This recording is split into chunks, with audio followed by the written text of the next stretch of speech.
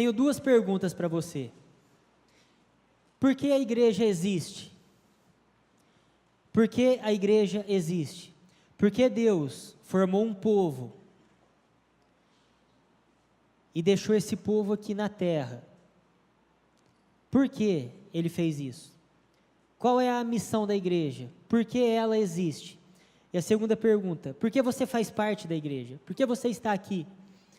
Por que você decidiu se unir a esse povo? Por que você decidiu se tornar membro? Por que você decidiu, eu quero ser cristão, eu quero fazer parte da igreja? Por quê? Essas duas perguntas eu faço aqui para você. Por que a igreja existe? E por que você está aqui? Algumas possíveis respostas do porquê você está aqui. Porque você precisa de um milagre na sua vida. Porque você precisa de um milagre na sua família. Você precisa de um milagre no seu casamento, na sua saúde. Você está aqui porque você não aguenta mais viver em guerra dentro da sua própria casa. Então você deseja paz. Eu estou aqui porque eu quero paz. Eu estou aqui porque eu quero ser abençoado no meu trabalho. Eu estou aqui porque eu quero ser abençoado ou abençoada na minha vida sentimental, na minha vida financeira, na minha vida familiar. Eu estou aqui porque eu quero bênçãos, eu preciso de bênçãos, eu preciso que Deus me proteja, eu preciso que Ele abra portas, eu preciso que Ele haja, que Ele faça algo na minha vida. Eu preciso de milagres, eu preciso de uma intervenção dEle. Parou? Percebeu? Sempre eu preciso. Não que esteja errado eu desejar bênção para o meu casamento, eu desejar bênção para a minha vida profissional, para a minha vida financeira, mas a igreja existe não apenas para isso. A igreja existe sim para me abençoar. Deus deixou a igreja para que através dela eu encontre relacionamentos verdadeiros, amizades verdadeiras, para que através da igreja eu seja abençoado, para que através da igreja a minha família seja restaurada. Então, há sim a ênfase em mim, a bênção que Deus vai derramar sobre a minha vida, sobre a minha família, mas não para por aí. A igreja não existe apenas para me abençoar. Eu não posso usar apenas o pronome eu tenho que usar o pronome eles. Quem são eles? Aqueles que estão aí fora, os outros, que estão sem esperança, que não têm futuro, que estão perdidos, que estão escravizados por Satanás. Eles, a igreja existe também para que eles sejam alcançados, para que eles sejam abençoados. E o instrumento que vai alcançar eles somos nós, você, eu. Então eu tenho que entender que eu não venho à igreja apenas para ser abençoado, ouvir uma música que acalma o meu coração e ouvir boas palavras, palavras positivas, palavras que me animam. Isso faz parte, mas não se resume a isso.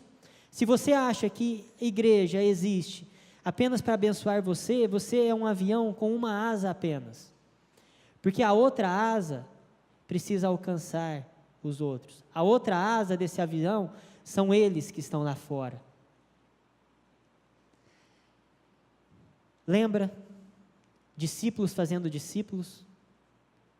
Eu sou um discípulo e eu vou atrás de outras pessoas para fazer com que essas pessoas se tornem discípulos também. Ensinando elas a obedecer, ensinando elas onde encontrar o amor verdadeiro, a fé verdadeira, a esperança que me dá um futuro. Então a igreja existe para alcançar os outros. Eu sou abençoado para abençoar outros. Você já deve ter visto vários vídeos, os vídeos que têm passado nos jornais da Globo, o Brasil que eu quero, o Brasil que eu quero. Eu vou mostrar um vídeo aqui que resume um pouco do que tem sido dito nessas gravações.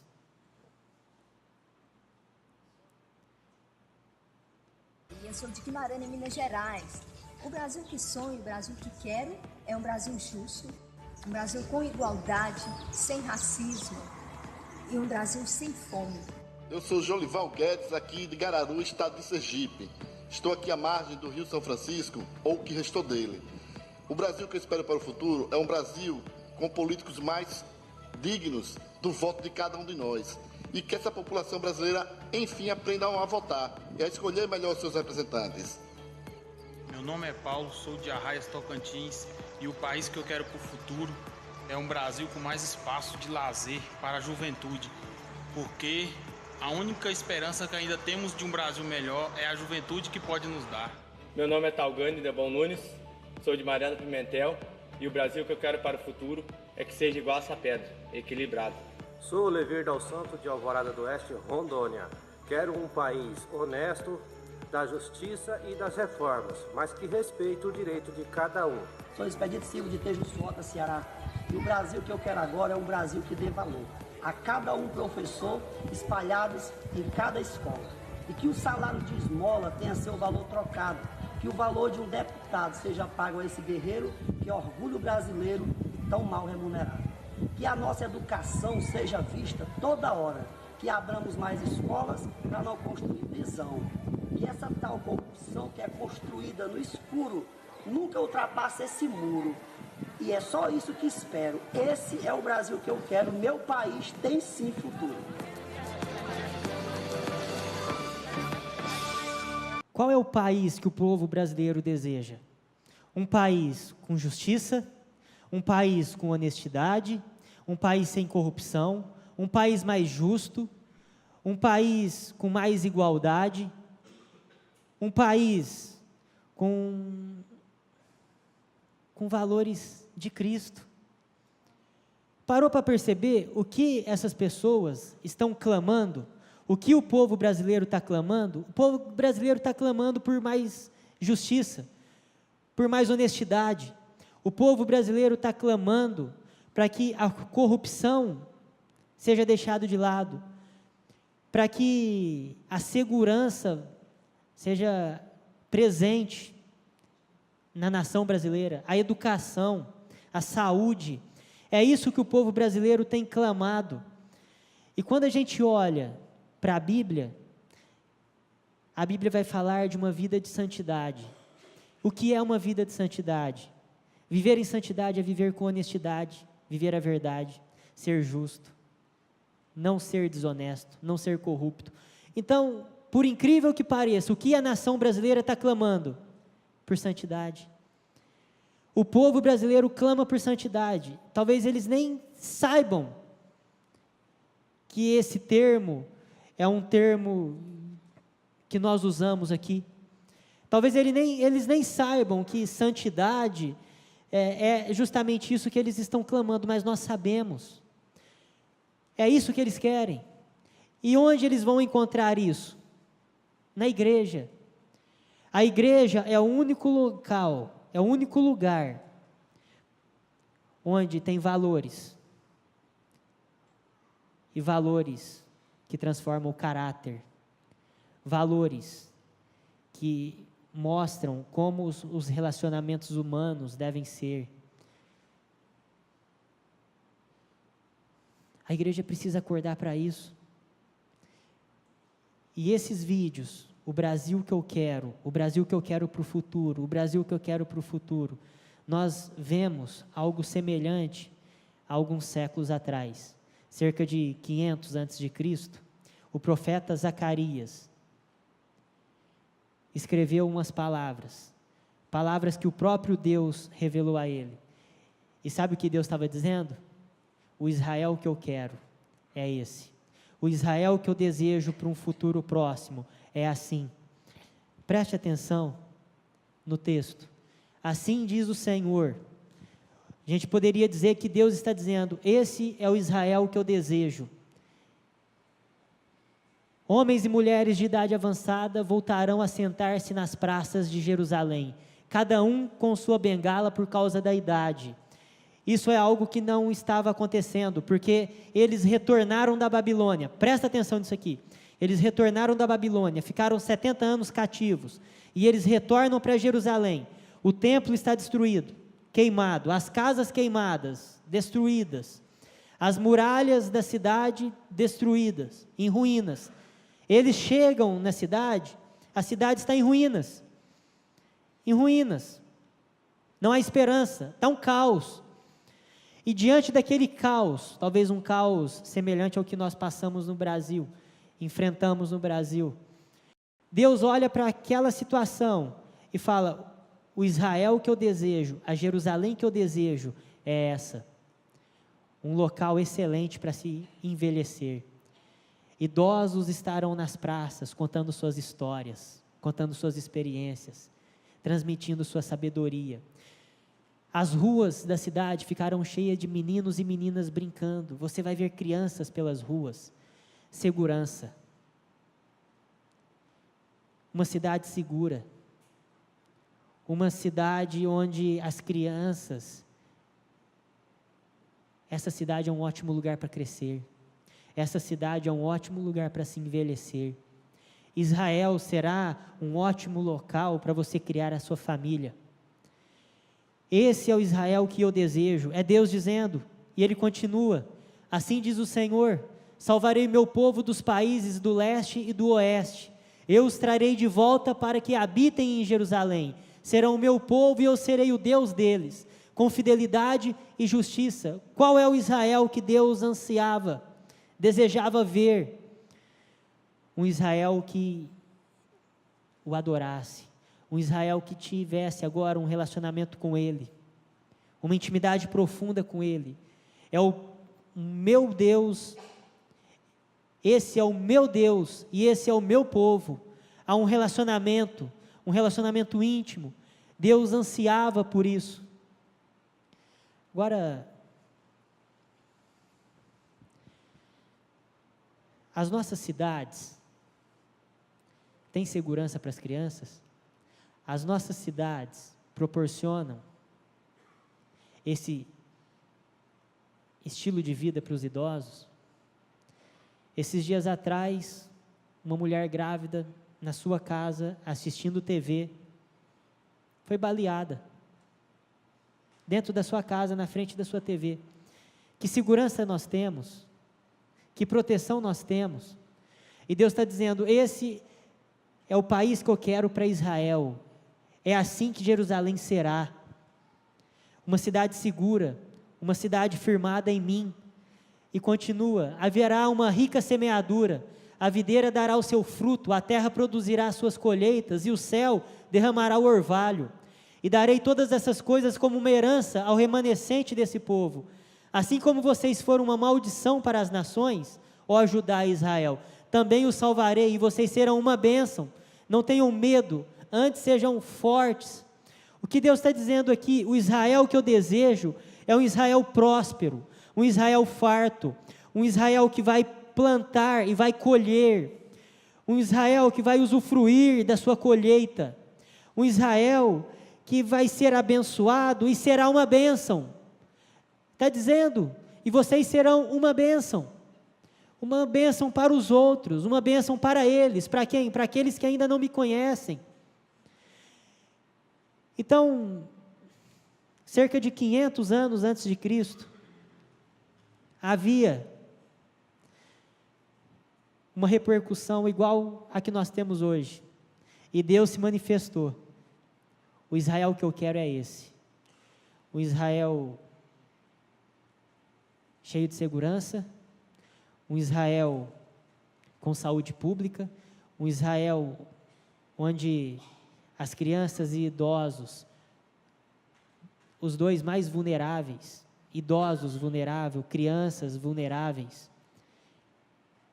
abençoados, seguros, curtindo a sua idade, brincando, um ótimo lugar para se envelhecer, um ótimo lugar para se crescer. Essa cidade terá um relacionamento comigo, serão o meu povo e eu serei o Deus deles. Será uma cidade farta, próspera, mas uma cidade que não vai reter a bênção para ela, mas vai compartilhar a bênção com outros.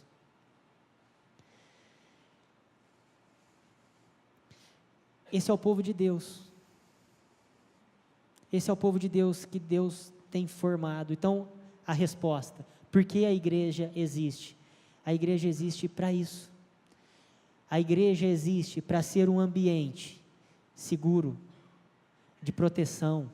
A igreja existe para ser um ambiente acolhedor, cheio de amor, um ambiente onde há perdão, um ambiente onde não há rivalidade, um ambiente onde não há agressividade, um ambiente onde as pessoas não se ofendem umas às outras, um ambiente cheio de harmonia, de unidade, um ambiente onde nós somos o povo de Deus e Ele é o nosso Deus, um ambiente onde há prosperidade, um ambiente onde há igualdade, um ambiente onde nós somos prósperos, porque o povo de Deus é aquele que planta e colhe com fartura, um ambiente onde eu estou sendo próspero e eu transmito também, eu divido essa prosperidade com os outros. Então, por que a igreja existe? A igreja existe para isso, para abençoar o mundo, para ser o sal do mundo, a luz do mundo. Esses vídeos que as pessoas das mais variadas cidades e estados estão fazendo, o Brasil que eu desejo é esse, elas estão clamando, e sabe onde está a resposta? Na igreja. A igreja tem a resposta. Esse estilo de vida que eles tanto clamam, nós podemos oferecer, porque nós somos os únicos que podemos oferecer. Porque eles estão clamando por uma vida de santidade, eles estão clamando por uma vida firmada nos princípios e valores de Deus. E quem pode oferecer princípios e valores de Deus? Apenas aqueles que já se renderam à cruz, apenas aqueles que já se renderam ao Evangelho. Nós podemos oferecer. O Brasil que eles querem, a igreja pode transmitir esses valores. A igreja pode transmitir esses valores. Agora, como proporcionar essa realidade? Zacarias continua dizendo: eis o que devem fazer, o que eu preciso fazer para que esse Brasil, que eu tanto desejo, se torne uma realidade. Eis o que devem fazer: falem somente a verdade uns com os outros. Falem somente a verdade. Eliminem a mentira da vida de vocês. Sejam verdadeiros. Sejam verdadeiros. Parem de inventar desculpas, historinhas, porque você tem medo de falar a verdade. Você tem medo de falar a verdade na sua família, lá no seu trabalho. Você tem medo de falar a verdade para alguns amigos. E você não diz a verdade. E ao invés de falar a verdade, você conta mentiras, inventa histórias para se safar, para não sofrer dano, para não sofrer o prejuízo, porque se você falar a verdade naquele momento, você pode perder algo. Você pode perder dinheiro, você pode perder prestígio, você pode perder alguns relacionamentos que você está ali ao lado daquela pessoa, só minando, só ali minando. Falem somente a verdade. Nenhum país se firma na mentira, nenhum relacionamento se firma na mentira. E cristão tem que falar somente a verdade. E o texto continua: julguem retamente em seus tribunais. Julguem retamente. Aqui nós temos duas coisas em relação a julgamento. Primeira coisa, eu sou parcial ou imparcial? Parcial, eu estou agindo com parcialidade, eu pego um dos lados. Então, eu tenho que tomar uma decisão, eu tenho que fazer um julgamento. Eu tenho um caso aqui para resolver. Um exemplo: você chega na escola para pegar o seu filho, e a professora chega e e conta o que aconteceu. Seu filho brigou hoje aqui. Ele brigou com o Joãozinho. E os dois foram para a diretoria. E eu dei advertência para os dois. Antes mesmo de você entender o que aconteceu, antes mesmo de você tentar analisar os fatos, o que o Joãozinho fez, o que o seu filho fez, muitas vezes você já vai para o lado do seu filho, sem antes saber o que aconteceu. Você age com parcialidade. Você não está sendo reta ou reto no seu julgamento. Porque, de acordo com esse texto, eu preciso entender os fatos. Se o meu filho fez algo que precisa ser corrigido, punido, e a professora chega e fala, ao invés de eu brigar com a professora, defendendo o meu filho, sabendo que ele pode mesmo ter feito algo de errado, porque eu conheço meu filho, eu sei que ele tem um coração pecaminoso, e ele pode sim, em algum momento, fazer algumas coisas que eu nunca imaginaria que ele faria. Então, ao invés de eu já tomar partido, eu preciso analisar os fatos, e ver, analisar, e ser justo de verdade. Não agir com parcialidade só porque eu o amo. É o meu filho. É uma pessoa que eu amo, é da minha família. É meu ente querido.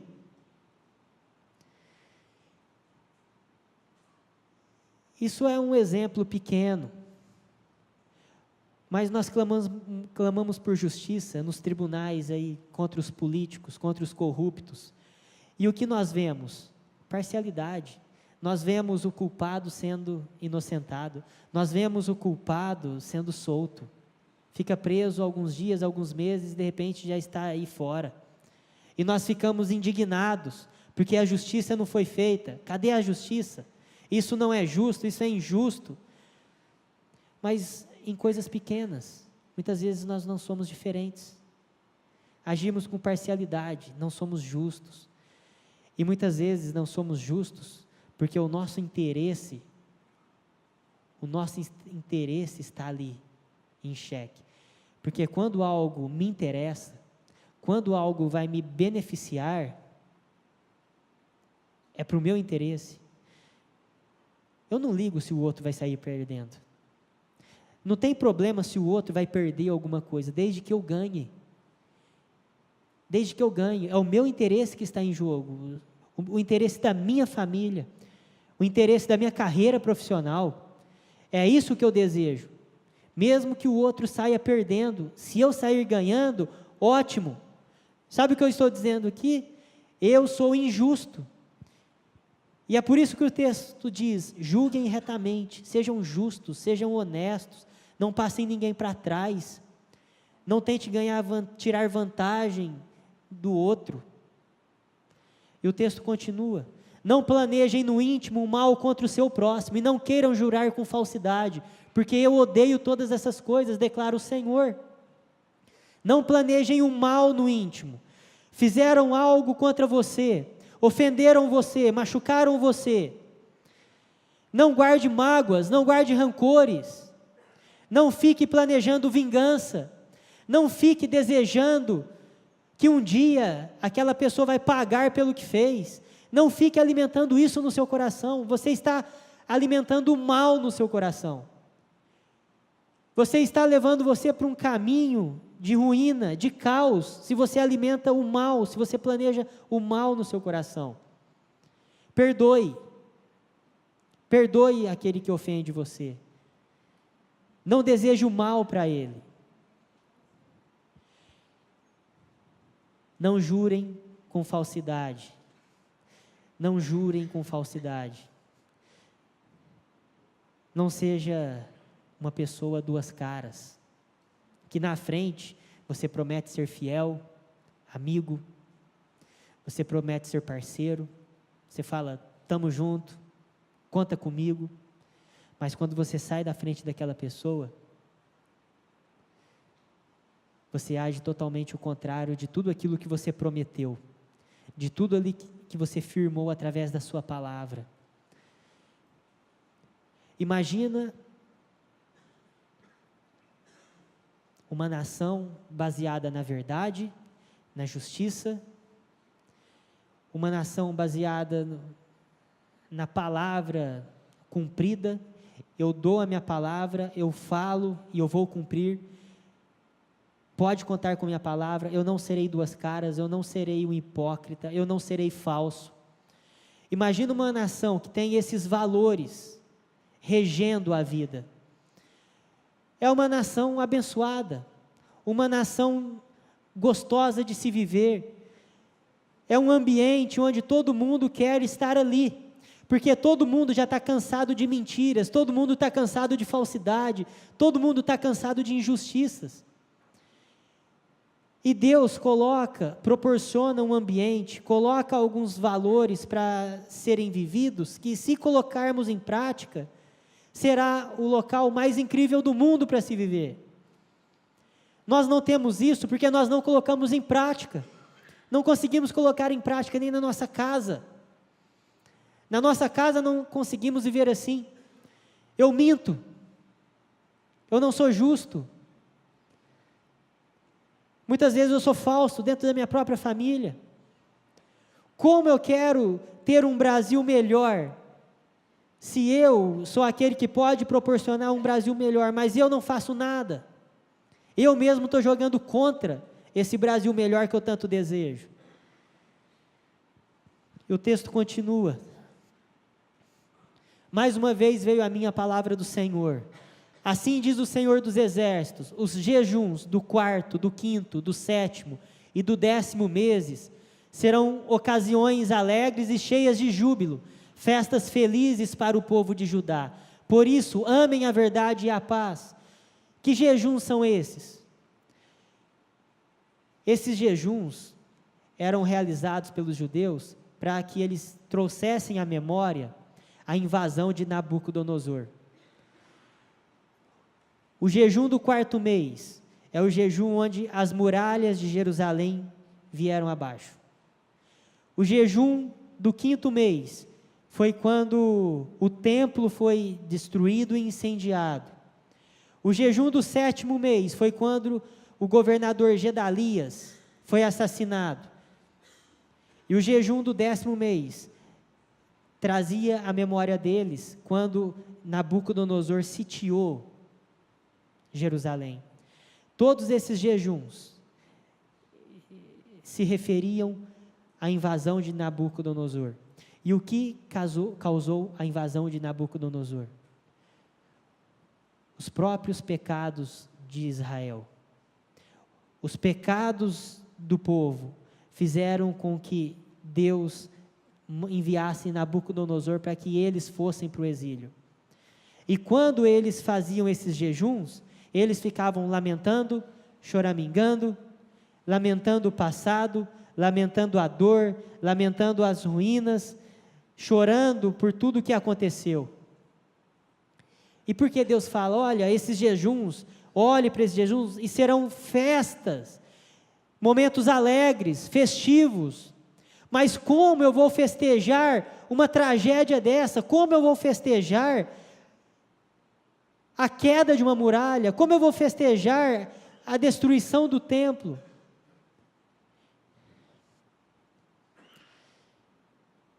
Deus está dizendo, eu estou dando novas oportunidades. Vocês erraram. O templo foi destruído por causa de vocês. As muralhas vieram abaixo por causa de vocês.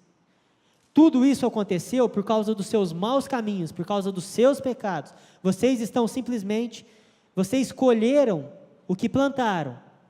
Agora, ficar chorando o passado não vai mudar o seu futuro. Ficar lamentando o passado e não tomar nenhuma iniciativa, nenhuma postura diferente, não vai acontecer nada na vida de vocês.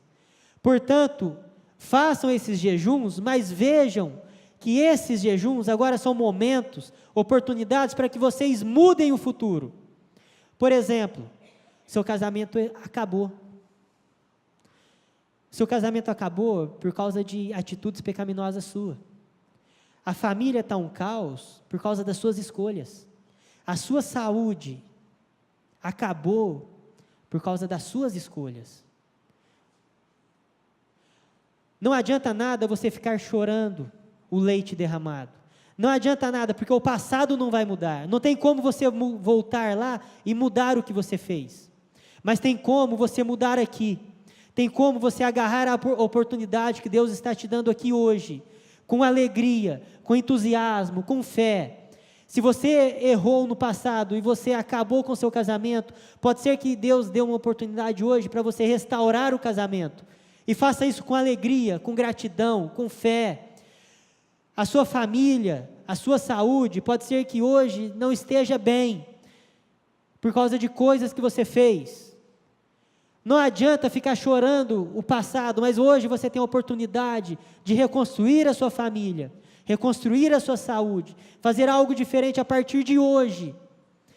Plantar sementes boas a partir de hoje, para que você colha isso no seu casamento, na sua saúde, na sua profissão. Faça isso com alegria, porque aí sim você pode mudar o seu futuro.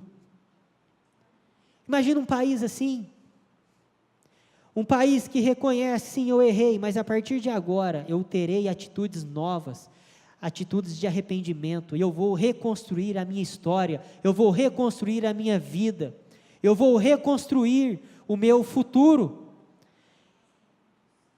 É isso que nós devemos fazer. É isso que nós devemos fazer. E o que vai acontecer se eu colocar isso aqui em prática? Se você for verdadeiro, for justo, não for falso, se você aproveitar as oportunidades que Deus tem dado a você para reconstruir a sua vida, a sua caminhada com Ele, a sua intimidade com Ele, se você aproveitar as oportunidades que Deus dá a você para você crescer na graça e no conhecimento, olha só o que vai acontecer. Assim diz o Senhor dos Exércitos: povos e habitantes de muitas cidades ainda virão, e os habitantes de uma cidade irão a outra e dirão: vamos logo suplicar o favor do Senhor e buscar o Senhor dos Exércitos, eu mesmo já estou indo. Outros povos, outras nações, iriam olhar agora para Israel e falar: eu quero aquele estilo de vida, eu quero aquela vida, eu preciso viver uma vida baseada na verdade. Israel tem. Eu preciso viver uma vida baseada na justiça. Ali em Israel tem. Ali tem. Eu preciso ter uma família alicerçada em princípios e valores que vão edificar a minha casa. Ali na igreja tem. Eu conheço, o meu vizinho é cristão. Ele tem esses princípios e valores e é para lá que eu vou. O que a Bíblia está dizendo é que esse estilo de vida é um estilo de vida atrativo, atrai as pessoas. A igreja não é um local para repelir as pessoas, mas a igreja é um grande imã, que quando vive como deve viver, as pessoas são atraídas. É isso que esse texto está dizendo. As pessoas estão dizendo: é para lá que eu vou, eu quero adorar esse mesmo Deus, eu quero viver dessa mesma forma. E muitos povos e nações poderosas virão buscar o Senhor dos Exércitos em Jerusalém e suplicar o seu favor. Assim diz o Senhor dos Exércitos: naqueles dias, 10 homens de todas as línguas e nações agarrarão firmemente a barra das vestes de um judeu e dirão: nós vamos com você, porque ouvimos dizer que Deus está com vocês. Olha que coisa fantástica. 10 pessoas agarrariam na perna de um cristão, de um judeu. Por que agarrariam na perna de um cristão, de um judeu? Porque eles vivem os valores do reino de Deus. Eles vivem os valores que Cristo colocou para serem vividos e praticados. E essas pessoas agarrariam a perna e falaram: eu vou para o culto com você.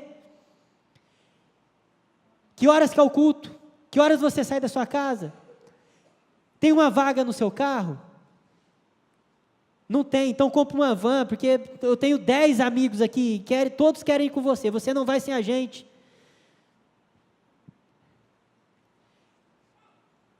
Aí a pergunta que eu faço para mim, e faço para você diante desse texto: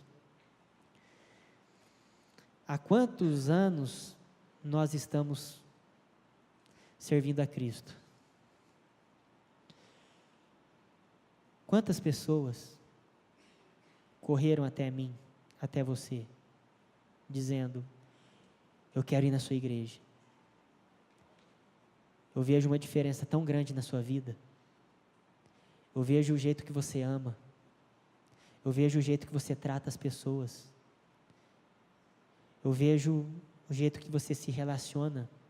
Você ama até aqueles que não merecem ser amados. Você perdoa quem te ofende. Você está sempre alegre, você não guarda mágoas no coração, você não guarda rancores, você não é falso. Eu posso contar com você porque você não é falso, eu não vejo falsidade em você. E a pessoa correu para você e falou assim: que horas que é o culto? Eu vou hoje com você. Há quantos anos você não consegue convidar uma pessoa para vir à igreja? Será que a culpa, quanto tempo eu não trago uma pessoa para a igreja? Um vizinho, um amigo, uma pessoa da família. Será que a culpa é apenas deles, que não querem saber de Deus? É fácil dar essa desculpa. Mas será que nós também não temos uma parcela de culpa aí? Será que isso não acontece porque nós não temos vivido como deveríamos viver? Será que isso algum dia será realidade? Será que isso algum dia foi realidade? Será que algum dia pessoas chegaram e grudaram na perna de alguém e disseram: eu quero servir o mesmo Deus que você serve? Há 2000 anos atrás, lá em Belém, de Judá, nasceu uma criança, um judeu. E aos 30 anos, aquele judeu começou a caminhar pela Galileia, pela Judéia, pela Samaria. Em poucos meses, as pessoas estavam agarradas nele. Agarravam nas suas vestes. Ele quase não conseguia caminhar, as pessoas estavam espremendo ele. Esse texto aqui se cumpriu em Cristo. Porque enquanto Cristo caminhou, as pessoas o procuravam. Porque as pessoas corriam para ele, porque ele era verdadeiro, porque ele era justo, porque ele não era falso. Porque as pessoas corriam para ele, porque ele dava oportunidades, oportunidades de perdão, oportunidades de reconciliação, oportunidades de serem amadas e de amarem. As pessoas grudaram em Cristo. Ele estava de um lado do rio, ele ia para o outro lado, a multidão corria para lá. Ele ia para o outro lado, a multidão corria para lá.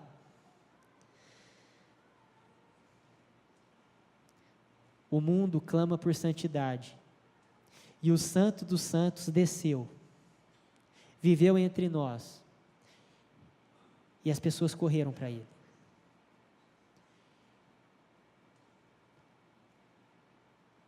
Lembra do discipulado? Façam discípulos, sejam discípulos e façam discípulos. Sigam o caminho do Mestre. Se nós queremos ver um Brasil melhor, o Brasil que eu quero, começa comigo e com você, começa com a igreja. E Cristo deixou o caminho. E se da mesma forma que correram atrás de Cristo, dizendo: eu quero adorar esse Deus, e Ele era o próprio Deus. Se as pessoas correram para Ele, porque nele encontravam misericórdia, amor, acolhimento, e se nós somos discípulos dele, as pessoas também precisam encontrar em mim e em você amor, misericórdia, acolhimento, perdão, verdade, justiça. Porque aí sim, o futuro do Brasil, a gente pode esperar alguma coisa para o Brasil. Porque, fora isso, não há esperança. Fora da igreja não há esperança. A igreja é o único meio que Deus deixou para ser o sal da terra e a luz do mundo. E o Brasil só tem esperança se a igreja se levantar. Mas pode ser que a igreja, hoje, atualmente, esteja assim. Ao anjo da igreja em Sardes escreva: estas são as palavras daquele que tem os 7 Espíritos de Deus e as 7 estrelas. Conheço as suas obras, você tem fama de estar vivo, mas está morto. Você frequenta uma igreja, participa dos cultos, tem fama de ser espiritual, tem fama de ser cristão, mas na verdade está morto. As aparências, vive de aparência, é só fama, não tem fervor nenhum, não tem vida nenhuma, não tem verdade aí, não tem justiça aí, é fama. Frequenta uma igreja só por frequentar, vivendo de fama. Esteja atento, fortaleça o que resta e que estava para morrer, pois não achei suas obras perfeitas aos olhos do meu Deus. A igreja de Sardes, em algum momento, deixou a peteca cair, em algum momento, deixou de ser fervoroso. Aquela igreja deixou de ser fervorosa, deixou de ser avivada. Em algum momento, aquela igreja deixou de ser o que deveria ser, deixou de ser igreja, deixou de ser a luz do mundo, o sal da terra. Só que nesse mesmo texto, a solução está aqui. Esse texto não mostra apenas a situação caótica da igreja. Esse texto aqui também nos traz a solução para tirar essa igreja desse caos. Estas são as palavras daquele que tem os 7 Espíritos de Deus. Os 7 Espíritos de Deus é uma referência ao Espírito Santo, a plenitude do Espírito Santo. O Espírito Santo é aquele que produz vida, o Espírito Santo é aquele que ressuscita os mortos, o Espírito Santo é aquele que sopra e faz com que o meu coração, quase morto, petrificado, torne a viver, torne a ser o que deveria ser. E eu convido você agora, para analisar sinceramente a sua vida, fazer um check-up da sua caminhada. E nesse check-up você vai identificar se você realmente tem sido verdadeiro, se você tem sido justo, se você tem sido honesto, se você tem sido realmente um discípulo. Se a resposta é não, você tem vivido de fama, você tem vivido de aparência. E o Espírito Santo do Senhor está aqui para reverter isso hoje.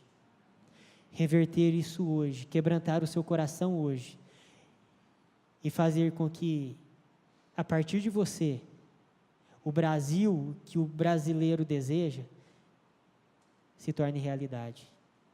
Que Deus abençoe muito a sua vida, muito a sua vida. Participe dos nossos cultos na Avenida Sacadura Cabral, 1354, entre as ruas 32 e 34, no bairro Aeroporto. Nosso telefone 17 3323 4766. Acesse www.segundaipb.com.br. Deus abençoe.